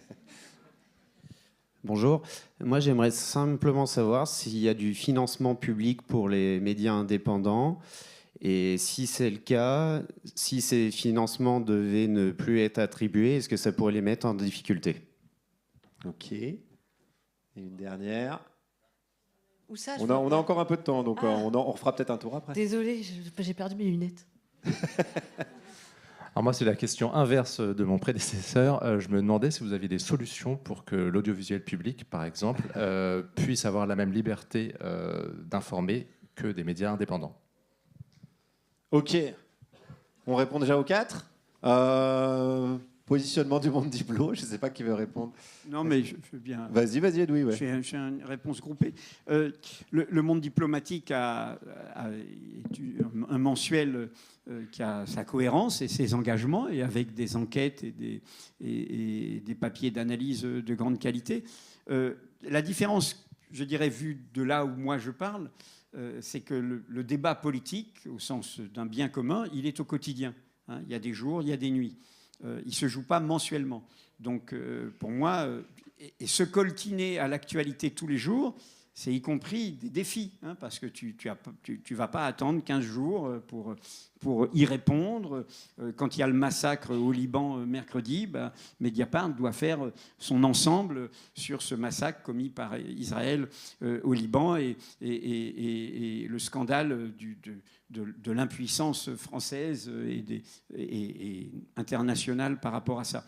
Donc, voilà, donc le monde diplomatique est dans la galaxie du monde avec une structure un peu particulière, puisqu'il y a une société, il y a moitié qui garantit son indépendance, mais le groupe Le Monde lui laisse vivre son indépendance et son autonomie. Mais j'insiste beaucoup parce qu'on a tous, par exemple, Alternative économique, c'est aussi un mensuel, on a tous des mensuels qui nous intéressent, mais l'information et la bataille du sens de la compréhension, ça se joue au quotidien. Deuxième question sur qu'est-ce qui aurait pu faire trébucher Mediapart. En fait, c'est au tout début, et ça annonçait la crise économique de 2008, quand j'annonce le projet Mediapart en 2007. On commence, avant de le lancer officiellement le 16 mars 2008, avec un pré-site, et nous avions comme projet non seulement de défendre ce qu'on a toujours défendu, François Bonnet, Laurent Mauduit et moi, donc, au sein du Monde, c'était ce journalisme d'enquête. Mais on avait compris de la crise du monde qu'il fallait aller au cœur du réacteur, et le cœur du réacteur, c'est le grand capital, c'est l'économie. On avait, de ce point de vue, la crise du monde, on pourrait dire qu'elle est déclenchée par les révélations sous ma direction du groupe de Vivendi. C'était Jean-Marie Messier, M2M, je ne sais plus comment, J3M, maître du monde. Voilà. Et on le fait tomber. Et là, tout d'un coup, il y a plein de gens qui mettent le pouce en bas. Tant qu'ils font des révélations sur les partis politiques, ça ne nous dérange pas. Mais s'ils commencent à s'intéresser à nous, c'est dangereux. Et là, Laurent Mauduit, qui est spécialisé comme Martine Orange sur les questions économiques, fait les révélations sur les caisses d'épargne. Je ne sais pas si vous vous en souvenez. Hein, et entre-temps, elles vont être toutes vérifiées par la crise économique de 2008, ce qui donnera le groupe BPCE, puisque les caisses d'épargne vont être fusionnées avec les banques populaires.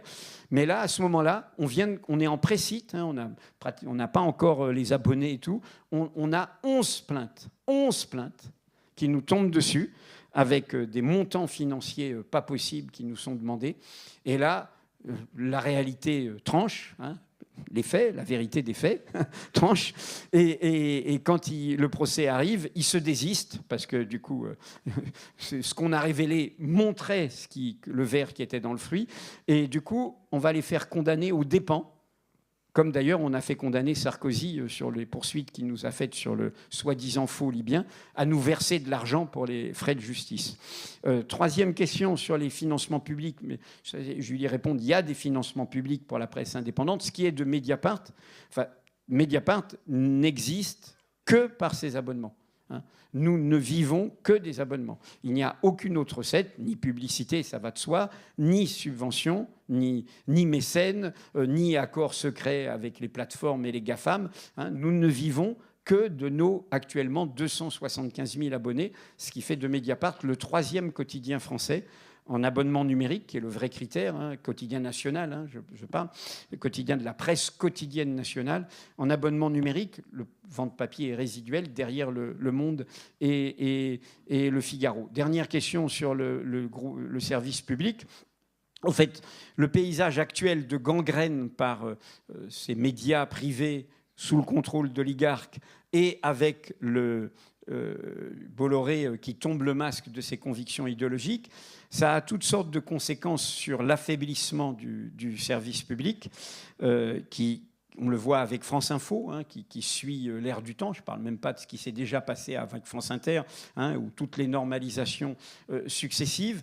Et derrière, d'où un peu la vivacité aussi de mes réponses, et c'était des bonnes questions en ce sens à Guillaume, je pense qu'on a un vrai problème en France. Toutes les questions sur les médias, elles sont sur la table depuis un bail. Allez sur le site du Fonds pour une presse libre, vous avez les 56 propositions des États généraux des médias indépendants. Sous le quinquennat Hollande, j'ai participé à une commission parlementaire. Il y avait 11 députés et 11 personnes extérieurs, essentiellement des juristes et des économistes. J'étais le seul journaliste. Il y avait un ami qui est hélas, qui est plus de ce monde, de la Quadrature du Net. On a fait un rapport à l'unanimité qui s'appelle Un nouvel âge démocratique sur qu'est-ce qu'il faudrait faire par rapport au numérique, par rapport aux médias. Tout est sur la table. Tout est sur la table. Et vous voyez bien que ces questions-là ne sont pas des questions politiques centrales. Et c'est un vrai problème. Et en ce sens, nous sommes beaucoup plus fragiles que d'autres pays. Et je pense par exemple à l'Italie, où les fascistes ils sont dans le paysage politique depuis bien longtemps. Mais l'indépendance de la justice est autrement importante en Italie. Mais la diversité de la presse et des médias est autrement importante. Vous allez en Italie, les kiosques, il y a La Repubblica, il y a Il Manifesto, il y a Il Fatto Quotidiano qui a fait des révélations. Vous les voyez, ce n'est pas des kiosques Bolloré. Hein. Et donc, attention à la prétention française de ne pas voir, et c'est lié à la verticalité, au présidentialisme, l'obsession du pouvoir, hein, l'obsession de la mère des batailles qui est la présidentielle, qui fait que pour toutes nos forces politiques, y compris celles de gauche, les questions dont nous débattons ne sont pas des questions centrales. La question, regardez le procès, pour nous, ça nous a frappé Mediapart. Vous avez la condamnation de Sarkozy, aujourd'hui, ça se joue en appel, l'automne dernier. Fabrice Arfi, comme vous savez, c'est une histoire qu'on porte depuis 2011, Mediapart, sous les colibets, sous les campagnes, y compris les manips, hein, puisqu'il va être jugé, ainsi que Carla Bruni, sur la manip médiatique avec BFM, Paris Match et Mimi Marchand, hein, sur la fausse rétractation de Takiedine. Et on est tout seul. On tient ce truc. La justice met en branle, confirme. 100 magistrats ont touché à ce dossier, donc ce n'est pas un complot des juges. Et c'est grave, ce n'est pas n'importe quelle affaire. Et il y a déjà 2 autres affaires dans lesquelles il a été condamné, dont l'une est un dérivé, l'affaire Bismuth de l'affaire. Et quand il y a cet automne la condamnation, vous avez un débat médiatique et politique où les coupables, c'est les juges militants et c'est Mediapart, l'officine. Et vous avez Fabrice Arfi tout seul dans les médias à défendre l'indépendance de la justice et la liberté de la presse. Vous n'avez aucun leader politique qui dit « Ok, Mediapart nous emmerde parfois, puisque justement, ils disent les faits, et parfois, ils nous sortent des faits qui nous dérangent. » Bon. La justice, parfois, quand on a la main dans le pot de confiture, nous embête et on n'est pas content. Mais c'est important qu'il y ait une presse qui nous dérange. C'est important qu'il y ait une justice. Oui, Poutou. Mais Poutou, c'était vraiment le mauvais exemple. Choisissez. En plus, voilà. Bon, je ne vais pas faire. Non, c'était juste pour t'interrompre, pour donner la parole aussi un peu. Oui, pardon. Non, mais non, mais c'est bien. Il y a de l'enthousiasme. C'est super. J'étais long, mais j'ai été court au début. Oui, mais là, tu t'es. Ça y est, t'es à l'aise maintenant. Non, mais je termine. Et aucun n'a politisé, puisque tu dis, vous politisez pas. Si, c'est des questions politiques.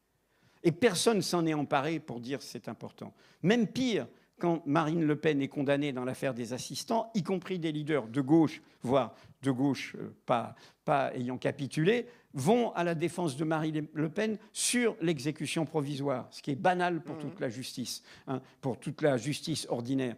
Et donc là, il y a quelque chose d'important. La députée qui, à l'Assemblée nationale, porte les questions dont nous parlons, elle s'appelle Sophie Taillé-Polian. Elle fait bien son travail. Mais il n'y a rien de péjoratif dans ce que je dis, c'est une députée marginale. Elle est à Génération et elle est aujourd'hui affiliée au groupe écologique. Vous n'avez pas un leader des groupes de gauche qui dit « mais cette question est centrale ». Vous moquez la commission sur l'audiovisuel public, mais comment les fascistes occupent ce terrain? Parce qu'en face, il n'y a pas de solidité, il n'y a pas de compétence. En clair, en face, il y a quoi comme culture? Est-ce que ce média, il est avec moi ou il est contre moi? Ça, ce n'est pas une culture démocratique, et ça nous fait du mal. Bien. Julie, on n'a pas parlé de Splend. Comment c'est financé? Le financement de Splend? Le financement de Splend, ce sont les gens, ce sont les dons. Et justement, pour rebondir sur la question des aides, je suis assez convaincue qu'il n'y a pas un modèle de presse indépendante, il n'y a pas un modèle économique. Et ce qui fait que ça fonctionne, c'est la diversité des modèles économiques, des modèles de gouvernance. Les aides à la presse, elles sont assez variées, il y en a plusieurs. Et elles peuvent être intéressantes. Splend, par exemple, a touché une aide qui permet de créer des médias qu'on appelle la bourse émergence du ministère de la Culture, qui sert vraiment de rampe de lancement pour pouvoir se lancer. Ça fonctionne les 2-3 premières années, j'ai un petit doute là en le disant. Donc voilà, nous on a pu toucher comme ça quelques aides ponctuelles, nationales, jamais d'aide par contre en local, de collectivités locales ou d'entreprises, justement pour pouvoir garantir cette indépendance. Donc après voilà, c'est l'idée d'avoir une diversité des modèles économiques. Et ce que je trouve intéressant et qui questionne, c'est d'avoir de l'argent qui vient du public, c'est important parce que on sert l'intérêt général, on est justement sur un bien public. Donc c'est vraiment ça aussi qu'il faut, je pense, vraiment réussir à remettre au cœur. Enfin, la question n'est pas si on a des aides publiques, c'est bien, c'est pas bien. C'est pas trop le sujet. C'est plutôt par où est-ce que ça passe et surtout quelle est la gouvernance qu'il y a derrière.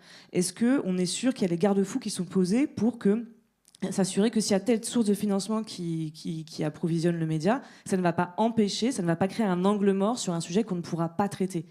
Que le financement soit public ou privé, de la même manière. Et ce qui compte, c'est surtout qu'il n'y ait pas d'angle mort, de sujets qu'on ne peut pas traiter, qu'on ne s'autorise pas à traiter. Mais est-ce que ça ne crée pas un soupçon de puisque vous avez récupéré tant de pognon, je sais pas, de la région ou quoi, vous ne pouvez pas enquêter sur telle ou telle alors, il peut y avoir Est-ce que c'est juste ça, quoi? Est-ce que ça ne crée pas un soupçon, quoi? Eh bien, alors déjà, selon le modèle de gouvernance que l'on a, ça permettrait de mettre des garde-fous, comme des comités de surveillance.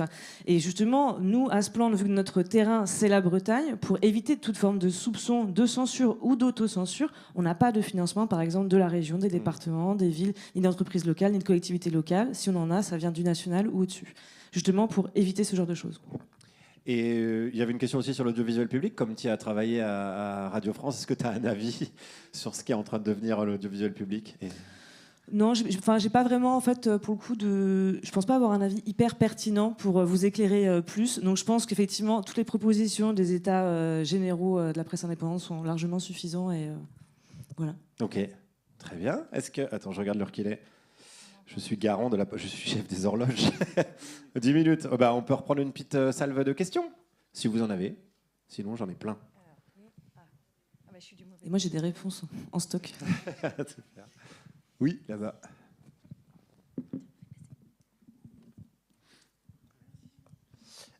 Déjà, merci de venir échanger avec nous. C'est sympa de pouvoir créer ce moment. On voit depuis quelques années l'émergence sur Internet, notamment de personnes qui se définissent comme journalistes citoyens.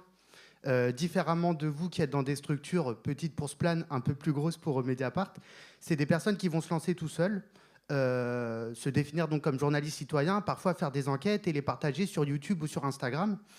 Comment vous percevez ce nouveau mouvement qui se veut un peu plus individualiste et qui du coup présente des avantages et des inconvénients différents de vos structures qui sont un peu plus communautaires? Super question. On en prend plusieurs? Ouais, prenons 4. Allez. Bonjour.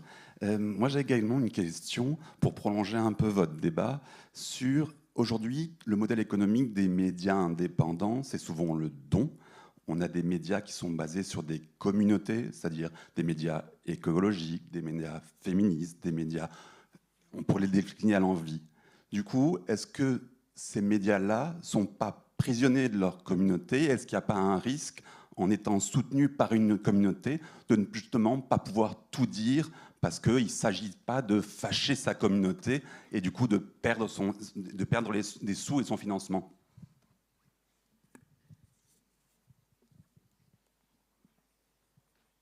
Ça va être une bonne question pour Edoui, parce qu'à chaque fois qu'ils sortent une enquête sur la France Insoumise, ils se font engueuler. Bonjour, merci beaucoup pour la rencontre et ce que vous organisez et l'espoir que vous essayez de donner avec vos enquêtes. Alors, moi, j'ai plein de questions qui viennent dans la tête, mais notamment dans l'ensemble des propositions des médias, de 56 médias indépendants. Est-ce que vous revenez notamment sur l'idée d'une sécurité sociale des médias, par exemple proposée par le sociologue Pierre Rimbert, proche du monde diplomatique? Alors, je n'avais pas tout le modèle pour vraiment l'expliquer, mais quel est votre avis dessus? Ok. Que des vastes questions. Vas-y, une dernière?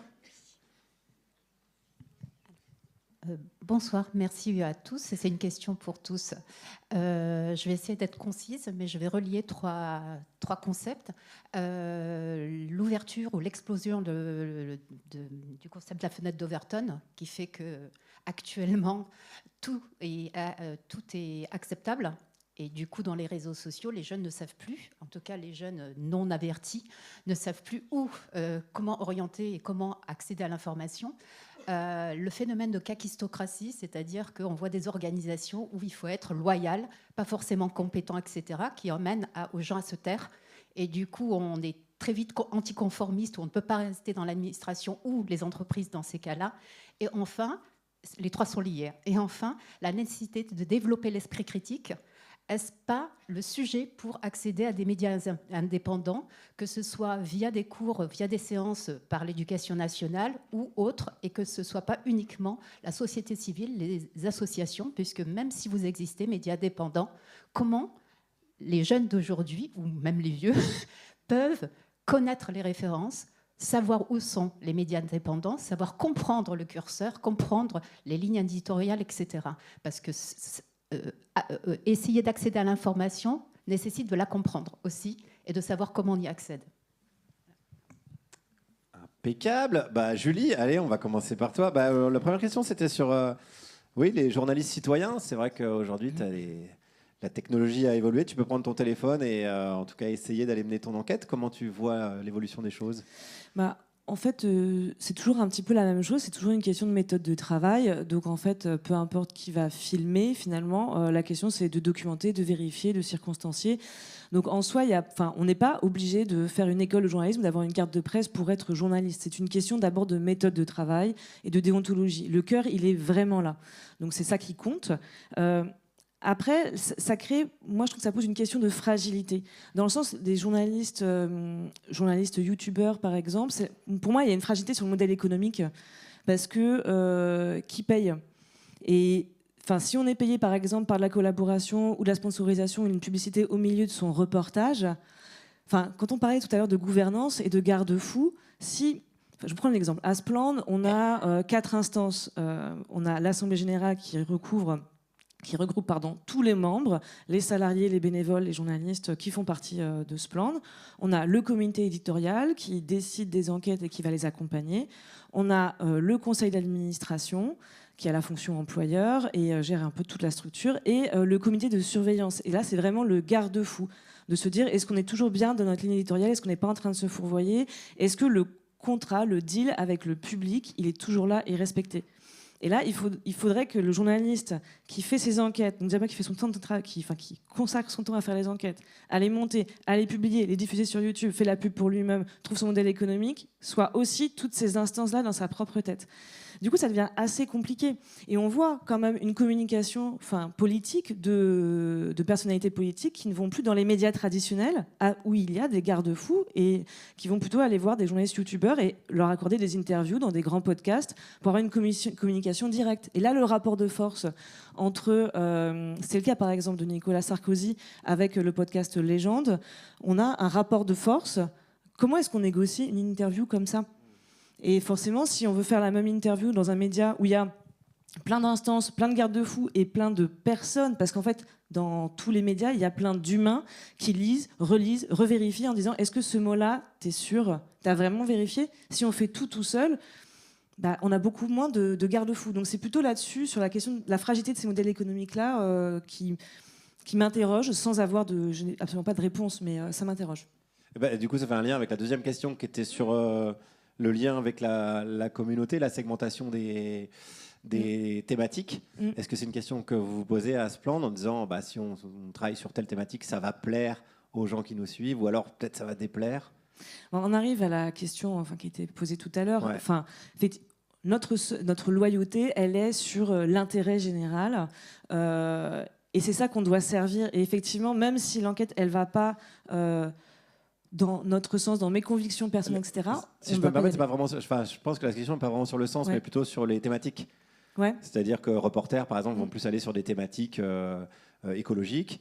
Est-ce qu'à Splendid, il y a des thématiques comme ça ? Est-ce que dans votre ligne éditoriale, il y a des je sais pas des restrictions, mais en tout cas des thématiques préférentielles? Alors oui, mais historiquement, au début, on a commencé en travaillant vraiment beaucoup sur l'agroalimentaire et l'agriculture. Et au fur et à mesure du temps, on s'est dit, on a envie de parler aussi d'autres choses. Il n'y a pas que ça en Bretagne. Et on a élargi la thématique. Par exemple, on a fait une enquête sur des violences physiques et sexuelles subies par des enfants dans l'établissement scolaire du Cresquer à Saint-Paul-de-Léon dans le Finistère. On a fait une grande enquête sur la destruction de l'hôpital public au profit du privé en Bretagne. Donc là, on élargit et on revient vraiment sur la grande ligne de l'intérêt général qui structure l'ensemble de la Bretagne. Donc on a élargi, par exemple, notre ligne éditoriale au niveau des thématiques. La troisième question, c'était sur la sécurité sociale des médias. Alors, je ne sais pas si c'est une des thématiques qui est vraiment développée. Là, pour le coup, j'y connais pas grand-chose. Est-ce que toi, tu as un avis là-dessus? Est-ce que c'est... Je connais pas assez... Il y a la sécurité sociale de l'alimentation qui commence à faire parler d'elle, et c'est très intéressant.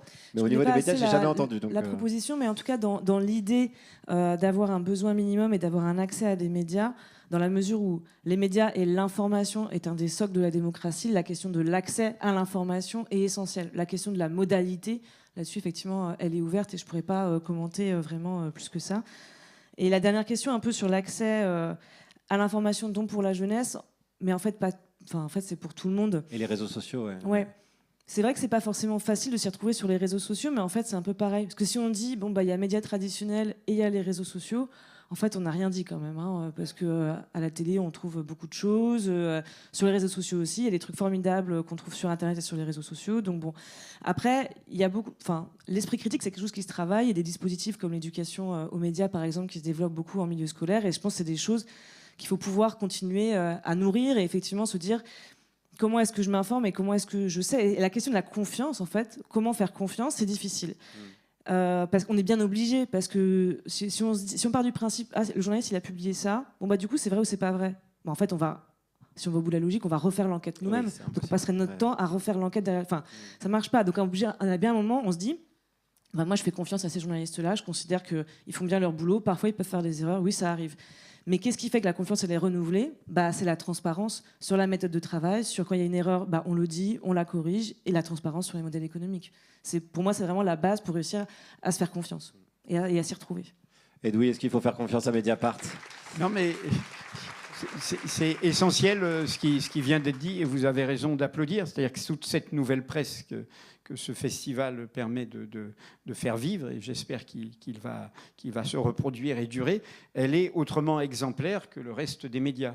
Vous avez en effet une transparence sur qu'est-ce qu'il en est du capital, qu'est-ce qu'il en est des débats internes, qu'est-ce qu'il en est des réactions du public, qu'est-ce qu'il en est des choix, qu'est-ce qu'il en est des problèmes déontologiques. Je prends un petit exemple sur Mediapart. On a depuis le début une boîte noire quand on a quelque chose à rendre compte. Parfois, on fait des émissions, des billets de blog où on rend compte des débats avec nos lecteurs.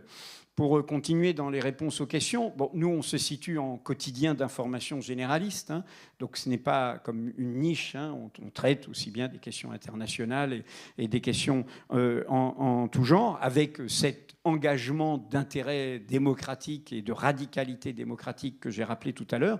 Je rappelle que le moteur de la démocratie, quand on dit ça, c'est l'égalité des droits, sans distinction d'origine, de conditions, d'apparence, de croyance, de sexe, de genre. Il suffit de dire ça pour rappeler combien nous avons un adversaire naturel qui sont les défenseurs de l'inégalité naturelle, ce qu'on appelle, sous tout visage, ça va de Orban au Mollah iranien en passant par Trump et Poutine, l'extrême droite. Voilà, donc pour répondre à ta question précédente. Et donc, ce que je veux dire, c'est que du coup, par rapport à ne pas être enfermé, en effet, et tu l'as rappelé en faisant une blague sur les révélations que nous faisons, ou les articles que nous faisons parfois sur une formation comme La France Insoumise, un journal indépendant, c'est celui aussi qui, de manière informée, parfois bouscule une partie de ses lecteurs, et l'assume, et le raconte et le fait vivre. Et tu m'as interrogé sur l'extrême droite. Par exemple, quand Mediapart raconte des tortures et des tabassages qui sont faits par des militants d'extrême droite contre un ancien militant d'extrême droite, c'était il y a quelques années, ça a donné lieu à un procès, il y a des gens d'extrême droite, parce que moi je ne méprise pas les adhérents, les gens qui se laissent attraper par tout ça, la vie est longue et ils peuvent peut-être revenir un jour de ça, il y a des gens qui lisent Mediapart et ils disent, tiens, Mediapart m'a révélé une saloperie qui a été faite dans mon parti. Quand Mediapart, c'est tout récent, révèle que le nouveau conseiller de Bardella est un type qui est soi-disant le conseiller spécial, qui se voit en ministère de l'économie si l'extrême droite arrive au pouvoir, mais c'est le type qui a fait perdre plein d'argent. C'est peut-être un agent secret, puisqu'il a fait perdre plein d'argent à Pierre-Édouard Stérin et à son fonds. Donc c'est un mec qui ne pense qu'à sa carrière et qui ne sait pas faire de l'argent. Ah bah, ça alerte des gens d'extrême droite qui se disent « Ah bah tiens, dans Mediapart, il y a aussi des informations qui m'intéressent », alors que c'est un journal, etc. Donc c'est vraiment... Et c'est ce que tu appelles, et c'est ce que tu appelles la confiance. Hein. La confiance, c'est cela. Hein. Et vous avez, je redis, toujours rendez-vous avec vous-même là-dessus, et parfois c'est dur, et parfois, etc. Ce qui m'amène à la question des gens en effet, l'espace numérique est un espace, il a sa part d'ombre, hein, d'anonymat et de violence, mais il a sa part de lumière, qui est le partage des alertes, des opinions, des savoirs, des connaissances. Et non seulement nous ne méprisons pas ça, mais nous, on est dans la rue numérique. Hein. Notre logo, hein, c'est un crieur de journal, etc. Simplement, ce que nous défendons, c'est deux choses. Premièrement, je l'ai dit tout à l'heure, attention à la dictature des opinions. C'est le piège que nous tend l'extrême droite. Tout est relatif, il n'y a que les opinions qui valent. On fait un média d'extrême droite, ben vous n'avez qu'à faire un média d'extrême gauche. Mais non, il y a un rapport à la question de la vérité, des faits, à la question du réel. Autrement, c'est les faits alternatifs de Donald Trump. N'existe que ce que je veux faire exister. Et donc, nous défendons cette idée qu'il n'y a pas de monde commun si nous n'arrivons pas à faire surgir un rapport aux faits, hein, ce n'est pas des vérités révélées, hein, à la connaissance. D'ailleurs, nul hasard, le monde de Trump et d'autres, par quoi ils commencent à s'attaquer, en dehors de la justice indépendante, au savoir, aux universités, sur le climat, sur la santé et à la presse indépendante. L'autre point que nous défendons, par rapport à des gens qui se disent bah, « tiens, je vais avoir une logique d'audience, de succès, de notoriété », et ça, c'est important par rapport à notre métier et tous les collectifs que vous avez entendus tout à l'heure. Notre métier est collectif. En 50 ans, j'ai vu des gens brillants parfois se perdre en devenant les héros de leur propre enquête, des héros solitaires. Dans notre métier, la première personne qui vous évite de faire des conneries, c'est votre collègue de travail qui dit « tu es sûr que tu devrais écrire ça comme ça ?» Et ça m'a joué des tours, hein. Parfois j'ai perdu hein, dans les vies précédentes. Mais le collectif, c'est essentiel. Et préserver le collectif, construire le collectif, et c'est notre force. C'est ça qui nous permet de tenir bon. Ce qui fait que je crois que j'ai répondu un peu à la dernière question en parlant de cette dictature des opinions hein, par rapport à notre... Et ce que nous devons défendre... Et je dis, et c'est pour ça que tu as très bien fait d'orienter le débat sur des questions comme ça, parce que nous vivons, nous, Mediapart, moi pour d'autres raisons, mon premier livre, j'avais 32 ans, s'appelle « L'effet Le Pen ». Vous vous rendez compte ? Bon, donc, ça veut dire... Et à l'époque, tout le monde disait, c'est un feu de paille, hein, ça va pas, etc. Ben, je dis, non, il y a un problème français, hein, c'était en 84, hein, il y avait encore l'Union soviétique, il n'y avait pas toute la vague mondiale. Hein, et je disais, non, en France, cette histoire va revenir, avec Vichy, avec la question coloniale. Et à l'époque, c'était à contre-courant d'écrire ça. Donc ça fait un bail qu'on lance l'alerte. Ça fait un bail qu'on dit, c'est possible. Et ce n'est pas simplement un accident électoral, c'est quelque chose de profond. Aujourd'hui, beaucoup de monde commence à comprendre que le raccourci électoral, ce n'est pas si simple, que la catastrophe arrive, etc. Mais ils sont tous au piège du présidentialisme. Bon, vous connaissez la course des petits choux et tout. Bon, donc, il y a un truc de polarisation qui commence à se faire. Et nous, on doit continuer à défendre hein, ce rôle d'une presse indépendante, y voir clair. Tant plus qu'on n'est pas seul au monde. Hein, il se passe des choses dans le monde. Il se passe une guerre sur notre continent, en Ukraine. Il se passe un impérialisme qui a désormais un double visage, aussi bien Trump que Poutine. C'est le même monde, et ça marche ensemble. Et c'est un capitalisme mafieux, c'est un capitalisme criminel, pas seulement par ses actes, mais y compris par son oligarchie mafieuse. Et c'est un capitalisme fasciste. Tu vas te faire virer de la CIA, Edoui. Hein, non, bien sûr, bien sûr. Mais c'est un capitalisme fasciste, suprémaciste, illimitiste. Et une démocratie, c'est le sens des limites. Hein. Ce n'est pas tout est permis par ma logique de puissance, etc. Donc, on est dans ce moment-là, et dans ce moment-là, on ne doit pas barguigner. Comment dire ? Je veux dire deux mots. Comment conclure, surtout? Bon, comment dire? Je peux me permettre. L'extrême droite, elle a un imaginaire. Elle a un imaginaire. Le monde nous fait peur. Les autres me font peur. Elle a un imaginaire du repli, de l'entre-soi, le parvenu qui ferme la porte et qui oublie le paria qu'il a été. Allez, on est au frais. Et Dieu sait si, y compris une terre qui a été souvent longtemps à l'abri de ça, la Bretagne, est gagnée par ça aujourd'hui. Donc, elle a un imaginaire. Et on ne la combattra pas uniquement avec des bons orateurs ou des bons programmes politiques. On les combattra aussi avec un imaginaire. Et l'imaginaire qu'on doit défendre, car l'essentiel est en jeu. Ce qu'ils veulent mettre à bas, c'est ce qui nous porte depuis 250 ans, de la Déclaration des droits de l'homme jusqu'à la Déclaration universelle, c'est-à-dire cet idéal de l'égalité des droits. Nous sommes dans un monde aujourd'hui, il n'y a plus de droit à l'échelle du monde, il n'y a plus de Nations Unies, il n'y a plus de droit international. Nous avons ça tous les jours et nous sommes comme des lapins pris dans les phares. Dans un moment comme ça, il faut défendre l'essentiel. Et dans l'essentiel, nous, on agit. Je suis un Breton d'outre-mer, j'ai grandi en Martinique. Hein, mon père a grandi ici à Rennes, hein, et il parlait breton.